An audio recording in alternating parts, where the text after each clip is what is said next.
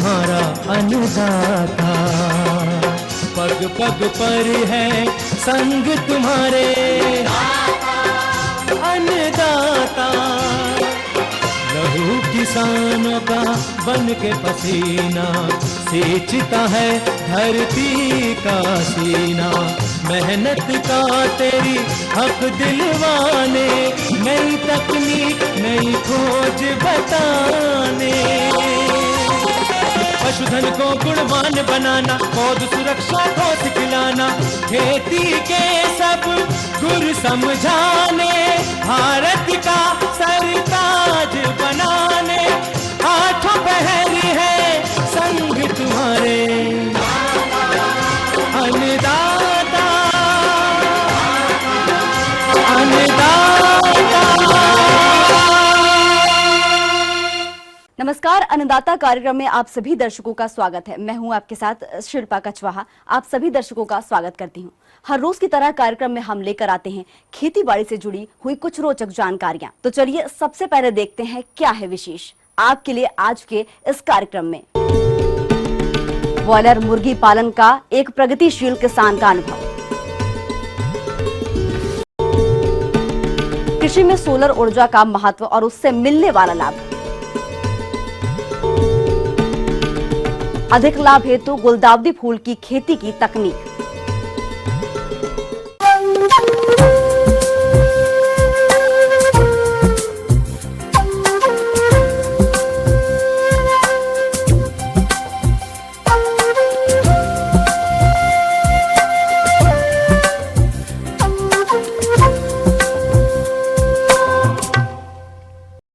वर्षा की अनियमितता और बिजली की अनुपलब्धता के कारण प्रदेश के कुछ क्षेत्र में किसानों को खेती करने में काफी कठिनाइयों का सामना करना पड़ रहा है और समस्याओं को ध्यान में रखते हुए हमारे वैज्ञानिकों द्वारा सूर्य की असीम ऊर्जा का उपयोग सिंचाई करने के लिए सोलर पंप का निर्माण किया है, जो कि किसानों के लिए काफी लाभप्रद साबित हो रहा है।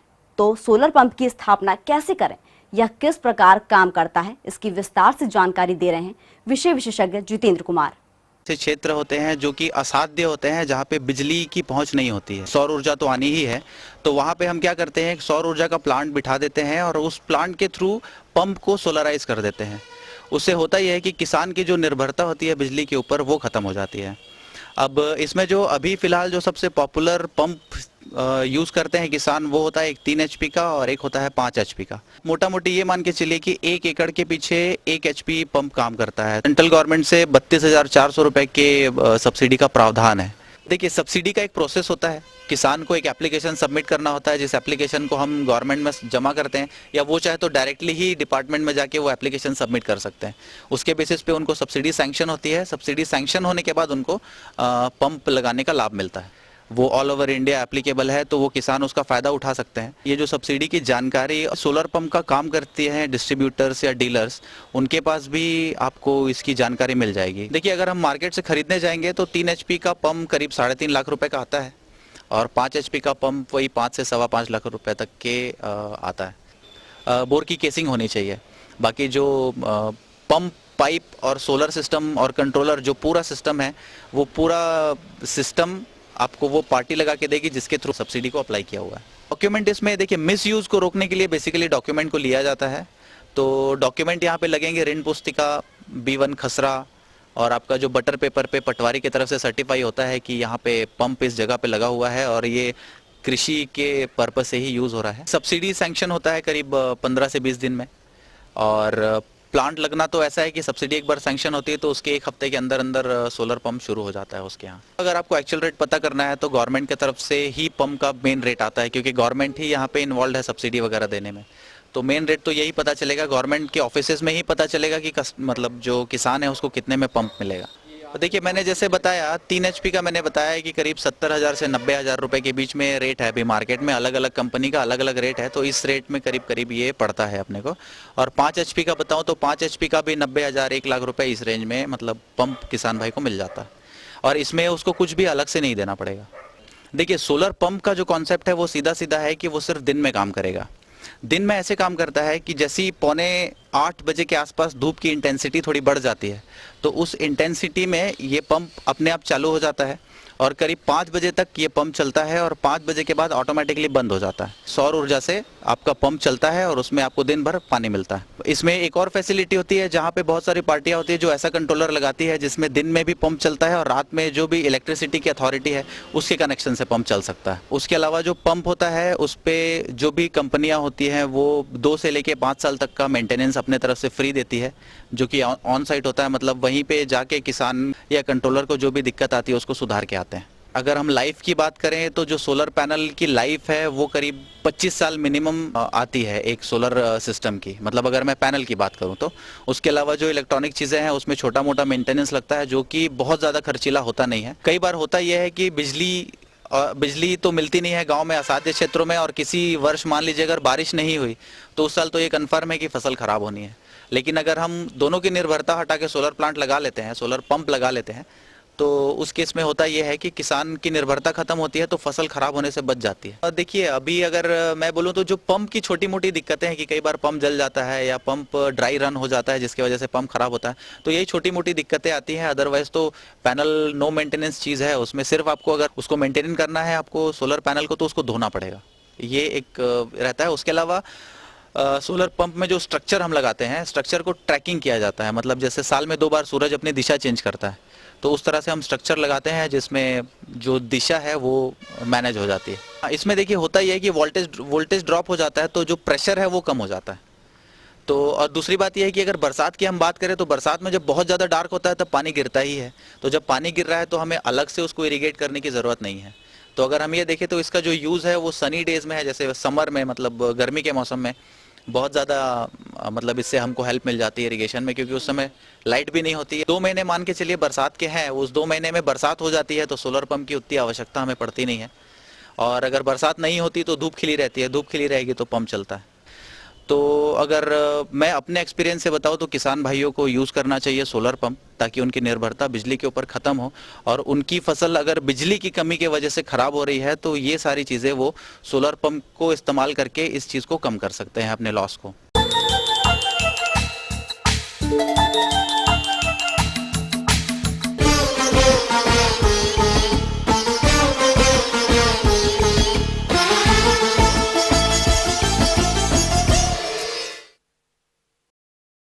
फूलों की बढ़ती मांग किसानों को इनकी खेती की तरफ आकर्षित कर रही है, जिसके अंतर्गत यदि हम गुलदाउदी की बात करें तो इसके फूलों की बाजार में अच्छी मांग होने के कारण किसान भाई इससे अच्छी आय भी ले रहे हैं। तो गुलदाउदी की वैज्ञानिक तकनीकी से खेती किस प्रकार करें, इस बारे में विस्तार से जानकारी दे रहे हैं एक विषय विशेषज्ञ डॉक्टर संतोष कुमार। गुलदाउदी एक ऐसा फूल है जिसको आप वर्ष भर उगा सकते हैं और इसका पौधा वर्ष भर रहता है, क्योंकि जो हम लोग पौधा लगाते हैं शुरू में उसके फूल, ये उसकी रोपाई का जो समय है वो जुलाई अगस्त में शुरू करते हैं, जुलाई के अंतिम सप्ताह से शुरू करते हैं और जुलाई अगस्त सितंबर तक उसको लगाते रहते हैं। उसके बाद अक्टूबर से हमें फिर इसका फूल मिलना शुरू हो जाता है, अक्टूबर नवंबर दिसंबर तक इसका फूल मिलता रहता है। और ये एक ऐसा फूल है जिसको किसान भाई आसानी से उगा सकते हैं।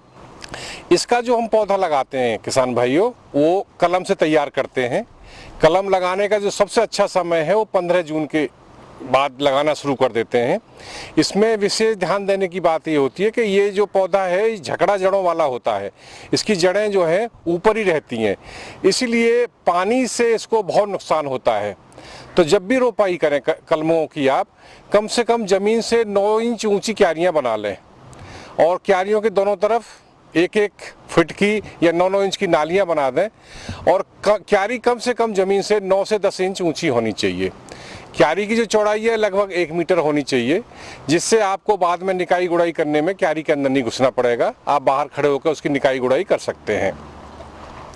जब आपकी कलमों के लिए आप रोपाई शुरू करें, ये अवश्य देख लें शाम के समय रोपाई करें। रोपाई करने के लिए लाइन से लाइन की दूरी लगभग 6 इंच और पौधे से पौधे की दूरी 2 या 3 इंच रखते हुए उसकी रोपाई कर देते हैं। ये अवश्य देख लें कि अगर उसमें क्यारी में कोई बीमारी वगैरह आने की संभावना है तो जो क्यारियाँ हमने बनाई हैं उसको पहले ही उपचारित कर लें। उपचारित करने के लिए आप गर्मी में जो है उसको पॉलीथीन शीट से कवर करके भी उपचारित कर सकते हैं या रासायनिक उपचार भी कर सकते हैं उसका। इसमें लगाने के बाद भी विशेष ध्यान यही रखना है कि क्यारियों में कभी भी पानी नहीं रुकना चाहिए, पानी नहीं भरना चाहिए। अगर 1-2 घंटे भी पानी इसमें भर जाएगा तो पौधे के मरने की पूरी संभावना है। और इसमें किसान भाई ये देख लें कि कौन सी हम किस्म लगा रहे हैं, कटे फूल के लिए ले रहे हैं या लूज फूल के लिए ले रहे हैं। अगर कटे फूल के लिए ले रहे हैं तो उसमें एक तना रखना होगा हमें, बाकी जो शाखाएं उनको हाथ से तोड़ते रहेंगे। अगर हम लूज फूल के लिए ले रहे हैं तो उसमें हमें फूलों की संख्या ज़्यादा चाहिए, तो जो मुख्य वृद्धि कलिका है उसको तोड़ देंगे। जब उसको तोड़ देंगे तो उसमें साइड में और शाखाएं निकलेंगी। अगर आपको लग रहा है कि हमें अभी और थोड़ा देर से फूल लेना है और इसको और फूलों की संख्या ज़्यादा चाहिए तो एक बार उसको और तोड़ सकते हैं। उसके बाद इसको फिर आप नहीं तोड़ेंगे, क्योंकि ज़्यादा तोड़ने पे इसको फिर बाद में फूल नहीं आएगा, इसलिए 2 बार से ज़्यादा इसकी तोड़ाई नहीं करते हैं।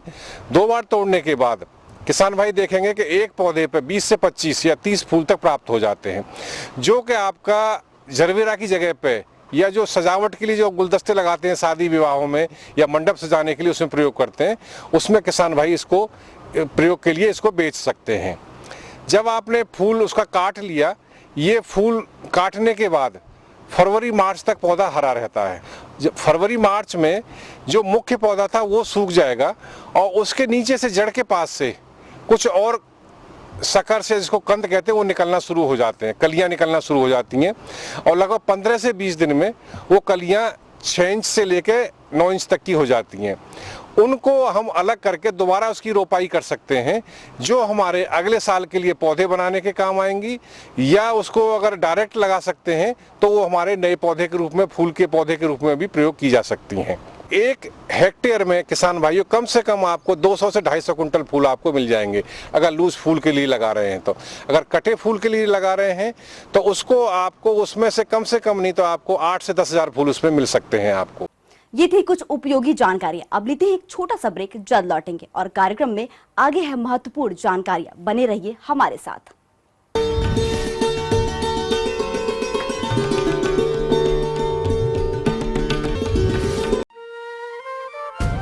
सेवन सिस्टर्स के नाम से मशहूर 7 राज्यों की माला, खूबसूरती में 4 चांद बना 8वां राज्य। यहाँ की संस्कृति, रूप रंग और बोलियां जुदा हैं, फिर भी एक है, भारत का नॉर्थ ईस्ट। 8 राज्यों के आम मुद्दों से जुड़े वास्तविक प्रतिरूप जानिए नॉर्थ ईस्ट को और करीब से। इनसाइड नॉर्थ ईस्ट, हर रविवार दोपहर 3 बजे।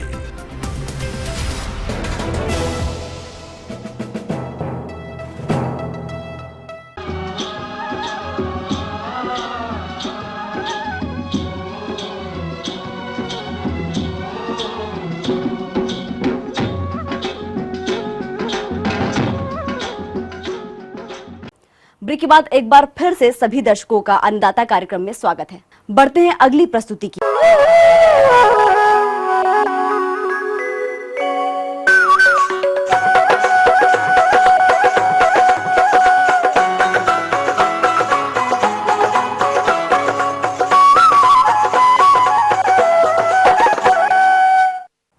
अपने हरियाणा में आज की स्थिति में ब्रॉयलर मुर्गी पालन व्यावसायिक स्तर पर किया जा रहा है। जिन किसानों ने ब्रॉयलर मुर्गियों का पालन कर रखा है, मुर्गी पालक भाइयों, इस व्यवसाय में सबसे अधिक खर्च मुर्गियों के आहार पर होता है। यदि आप इनके आहार में लापरवाही करते हैं तो इसका विपरीत प्रभाव लागत खर्च के साथ इस व्यवसाय से मिलने वाले लाभ पर पड़ेगा। इसलिए आज हम आपसे अंबाला जिले के एक प्रगतिशील किसान सागर से मुलाकात करवाएंगे, जो आज की स्थिति में मुर्गी पालन से ज्यादा मुनाफा ले रहे हैं।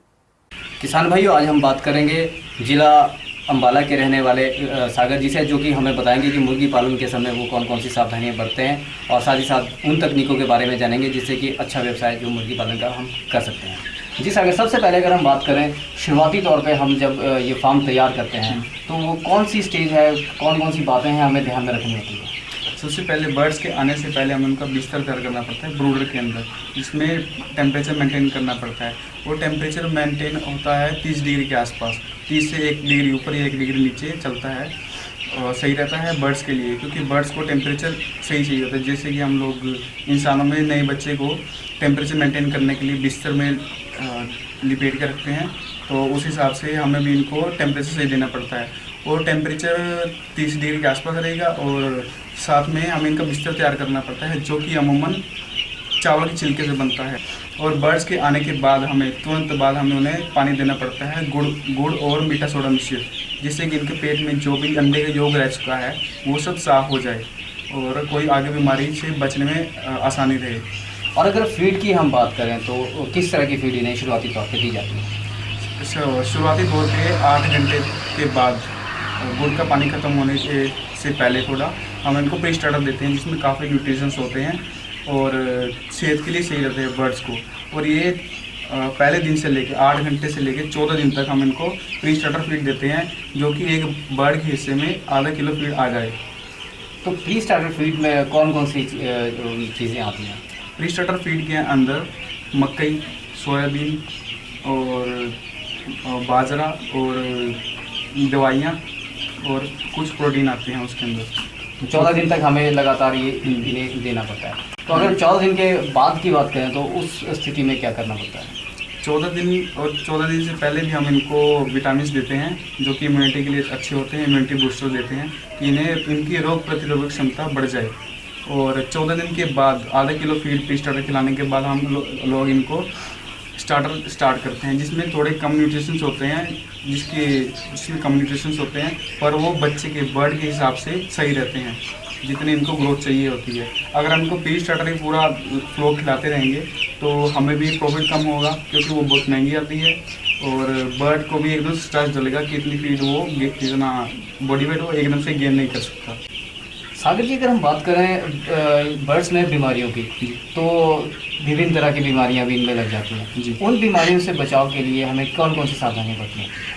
बीमारी से किसी भी तरीके की बीमारी से बचने के लिए हम लोगों को सबसे पहले सफाई रखने की ज़रूरत होती है। जैसे कि हमारे ड्रिंकर साफ़ सुथरे हों, हमारे फीडर साफ़ सुथरे हों, हमारे आसपास का माहौल साफ़ सुथरा हो, पोल्ट्री फार्म साफ़ सुथरे हों, और रोशनी पर्याप्त मात्रा में हो। दिन में और रात में सही रोशनी देनी होती है इनको। और आमतौर पर हमारे इधर CRD बीमारी आती है, जिसका नाम है क्रोनिक रेस्पिरेटरी डिसीज़, और ये बीमारी मौसम के मिजाज को देखते आती है। जैसे मौसम में तापमान में एकदम से गिरावट होना या एकदम से तापमान बढ़ जाना, तो उस वजह से ज़्यादा CRD बीमारी आती है। तो CRD बीमारी की जो अगर हम बात करें तो इसके क्या लक्षण है? हमें कैसे मालूम होता है कि ये जो बीमारी है ये हमारे बर्ड्स में आएगी? CRD बीमारी आम ज़्यादातर वायरस से भी आती है, जो मक्खी द्वारा फैलाई जाती है। मक्खी कम से कम होनी चाहिए। और इस बीमारी की पहचान ये है कि बर्ड को आवाज़ आती है, छींक लगने की आवाज़ आती है, छिक की आवाज़ आती है, या घर की आवाज़ आती है। तो और पंख भी फैला के बैठता है बच्चा, या अलग अलग तरीके की आवाज़ें निकालता है। ये बीमारी होती है, और इसमें मोर्टेलिटी कम होती है थोड़ी, आमतौर पर बढ़ती रहती है धीरे धीरे, पर हम प्रिवेंशन लेते हैं इसके लिए। एनोफ्लॉक्सिन सार डालते हैं, जो कि इसके लिए CRD के लिए बना है। तो मार्केटिंग के लिए हमें कौन से तरीके अपनाए जाते हैं? मार्केटिंग के लिए हम आमतौर पर जो इनको प्रोसेस करते हैं, पोल्ट्री प्रोसेसिंग पर्सन्स होते हैं, जो बीच में जेंट्स भी होते हैं, तो उनसे डायरेक्टली हम लोग बात करते हैं कि बीच में कोई आदमी बीच में हमारा पैसा ना खाए, और उसके बाद हम इन्हें बाज़ार में उतारते हैं। तो अगर हम बात करें ये कितना अंतराल होता है, कितने समय के अंदर जो है हम बर्ड्स को यहाँ लाते हैं, और कितने समय बाद बर्ड्स मार्केट में उतरने के लिए तैयार हो जाता है? ये बर्ड्स के आने के दिन से लेके बर्ड्स को 32 से 33 दिन लग जाते हैं 1200-1250 ग्राम की एवरेज आने के लिए पर बर्ड के हिसाब से। और अगर आप बड़ा करना चाहते हैं और वेट लेना चाहते हैं बर्ड्स के अंदर, तो आप लोग इनको कुछ दिन और तक लग सकते हैं। आमतौर पर 2 किलो के आसपास वजन लेने के लिए हम आमतौर पर इन्हें 40 से 45 दिन तक फार्म में रखते हैं। यानी कि 40 से 45 दिन की अगर हम बात करें, 40 से 45 दिनों की हमारी जो लागत है वो कितने बर्ड्स पर कितने तक आ जाती है? लागत फीड के रेट के ऊपर और बर्ड के रेट के ऊपर डिपेंड करता है, क्योंकि फीड का रेट और बर्ड का रेट इसके मार्केट के ऊपर डिपेंड करता है। जैसे कि अभी मक्की आ गई थी, मक्की की फसल के टाइम पे मक्की सस्ती हो जाती है, और मक्की सस्ती होने की वजह से फीड रेट भी बदलते हैं, डाउन हो जाते हैं। तो उस हिसाब से एवरेज देखिए, हम एवरेज कॉस्ट देखें बर्ड की, पर बर्ड की 80 से 90 रुपये पर बर्ड कॉस्ट पड़ती है 1200 ग्राम तक लाने के लिए। और अगर हम मुनाफे की बात करें तो अच्छे रेट में अगर हमारा बिकता है, क्योंकि इसका रेट पोल्ट्री एक ऐसा बिजनेस है जिसका रेट हमारे इस इलाके का दिल्ली से निकलता है। जो भी दिल्ली में डिसाइड किया जाता है वो इंटरनेट पे, और इंटरनेट के बाद हम लोगों को पता चलता है कि आज के दिन का ये रेट निकला है। और रेट निकलने के बाद हम लोग मार्केटिंग करते हैं उसकी। और आमतौर पर जो पोल्ट्री फार्मर है वो पर बर्ड 15 से 20 रुपये तक कमा लेता है। तो अगर हम आपके फार्म की बात करें तो इस समय आपके फार्म में कितने बर्ड्स जो हैं आपने रखे हुए हैं? हमारे फार्म में 12,000 बर्ड्स हैं और जिसमें 2 स्टेज हैं। एक तो फाइनल स्टेज पे अभी उनको फिनिशर स्टार्ट हो गई है और एक फर्स्ट स्टेज पे हैं जिनको भी प्री स्टार्टर लग रही है। फर्स्ट स्टेज के जो बर्ड्स हैं ये देख सकते हैं आप, ये बर्ड्स आज 5 दिन के हो गए हैं और जो फाइनल स्टेज में बर्ड्स हैं वो 26 दिन के हो गए हैं। जो ये आज के बर्ड्स हैं, जो फर्स्ट स्टेज में बर्ड्स हैं, ये पहला फ्लोक है हमारा, तो स्टार्टिंग का फ्लोक है, फर्स्ट स्टेज है। तो इस बर्ड का वज़न 100-110 ग्राम के आसपास है। और जो हमारा फाइनल स्टेज में बर्ड है वो अभी 900 ग्राम बॉडी वेट है उनका, जो फाइनल स्टेज में 26 दिन के हैं अभी। तो तकरीबन हमें कितने तक इसका जो बर्ड्स हैं उनका जो वेट है, वज़न कितने तक हम यहाँ पर तैयार कर देते हैं? बॉडी वेट जितने दिन आप रखना चाहें उस दिन के हिसाब से। तो मैक्सिमम अगर हम एवरेज की बात करें तो कितने एवरेज तक? सही एवरेज के जैसे कि तंदूरी तैयार होता है, तंदूरी बर्ड होता है जिसका वेट 1100 से 1300 ग्राम होता है, उसका जो मार्केट में रेट है आज के टाइम पे थोड़ा ज़्यादा चल रहा है, 5 से 10 रुपये का फ़र्क है उसके अंदर। और जो मीडियम वेट है जिसको कहते हैं मीडियम बर्ड है, उसका वेट 1300 ग्राम से लेके 1500 ग्राम तक होता है। और एक मोटा माल कहते हैं, मोटा मुर्गा कहते हैं, उसका वजन 1500 प्लस होता है, 1500 से 2100 ग्राम तक का मोटा होता है। उसके बाद बढ़ाना, वैसे फार्मर आमतौर पर बढ़ाते नहीं हैं ज़्यादा वेट, इससे पहले बर्ड की मार्केटिंग कर देते हैं। तो सागर जी अगर हम बात करें ओवरऑल अगर हम बात करें कि आपने जैसे 12,000 बर्ड्स यहाँ पे रखे हैं, तो हमारी 45 दिन के अंदर जो इनकम रहती है, जो लागत है और इनकम है, उसमें क्या डिफरेंस रहता है? कितनी लागत के बाद हम कितना मुनाफा जो है इससे हम कमा सकते हैं?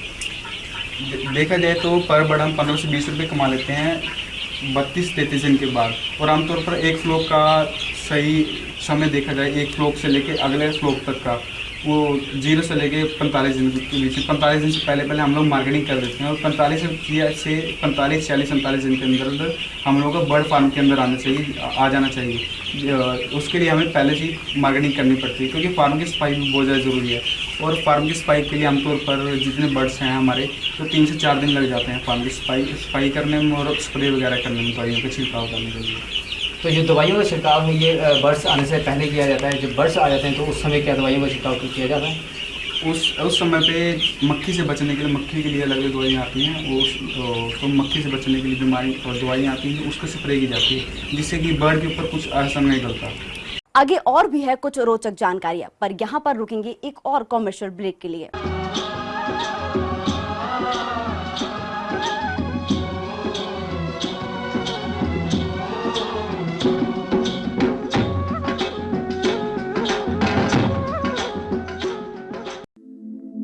दुनिया के नक्शे पर यह है इंडिया मेरी जान।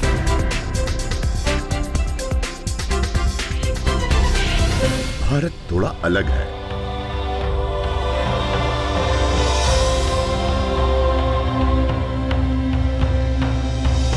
देखा आपने, इतना सा भी छूट जाए तो सच अधूरा रह जाता है। बदलते भारत का पूरा सच। राष्ट्रीय समाचार हर रोज सुबह 8 और दोपहर 2 बजे।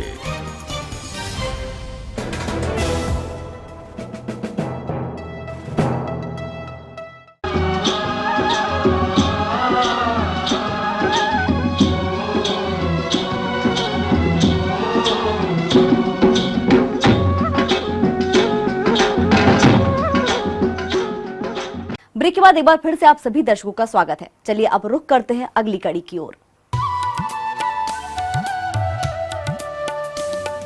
अन्नदाता हेल्पलाइन निशुल्क फोन संपर्क सेवा के माध्यम से आपके द्वारा पूछे गए प्रश्नों में से 1 या 2 महत्वपूर्ण प्रश्नों को हम अपने कार्यक्रम में शामिल करते हैं। इसी के तहत आज का चयनित प्रश्न और उसका जवाब इस प्रकार है।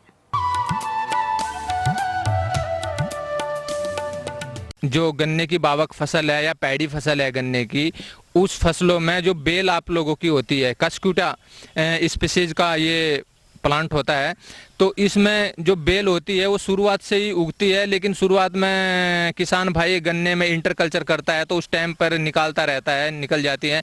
लेकिन कुछ पौधे गन्ने के जो मेहड़ों के बीच में होते हैं किसान भाई, वो छूट जाते हैं किसी कारण से, तो वो बाद में जैसे ही बरसात का सीजन शुरू होता है वो बहुत तेजी से फैलता है और तेजी से फैलकर वो गन्ने के काफ़ी एरिया को कवर कर लेता है और वो ज़्यादातर गन्ने पर लिपट के चलता है और ऊपर जो जितना भी एरिया होता है किसान भाइयों, पत्तियों का जो होता है पूरा का पूरा झुंड सा बना लेता है। तो इस तरीके से उससे हमारा बहुत बड़ा नुकसान होता है। किसी गन्ने के खेत में बेल की समस्या है और हवा आ जा रही है, अगर कुछ कम एक जगह को गिरना होता है तो बेल के कारण वो एक दूसरे से लिपटा होता है गन्ना, तो किसान भाई वो सारा का सारा एक साथ गिर जाता है और उसको किसान भाई उठा भी नहीं पाते हैं। इंटरकल्चर तो सबसे बेस्ट उपाय है इसका, क्योंकि उखाड़ते जाइए, जो भी आप लोगों को बेल का पौधा अपने खेत में दिखे तो उसको उखाड़ देना चाहिए। किसान भाई यदि इन सभी बातों का ध्यान रखेंगे तो गन्ने की फसल से ज़्यादा उत्पादन आप लोग ले सकेंगे और आप लोगों को इस गन्ने की फसल से बहुत अधिक फायदा होगा।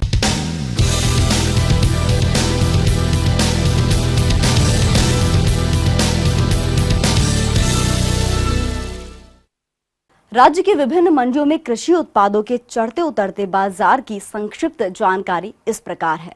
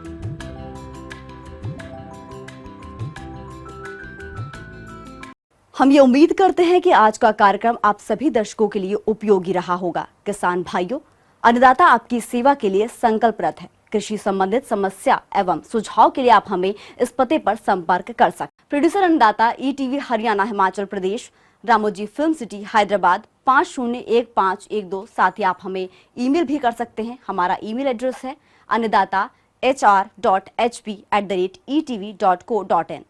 इसके अतिरिक्त आप हमें निशुल्क हेल्पलाइन नंबर 1800108459 पर सोमवार से शनिवार सुबह 10 से 4 बजे के बीच संपर्क कर सकते हैं। अब आइए देखते हैं कल दिखाए जाने वाले कार्यक्रम की कुछ मुख्य झलकियां। स्थल सौंदर्यीकरण के बारे में संपूर्ण जानकारी।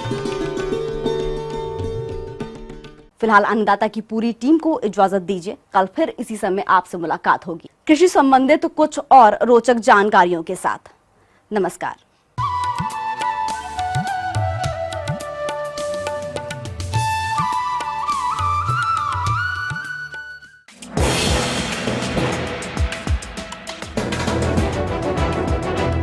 आप देख रहे हैं ETV न्यूज हरियाणा, हिमाचल प्रदेश, खबर ही जीवन है।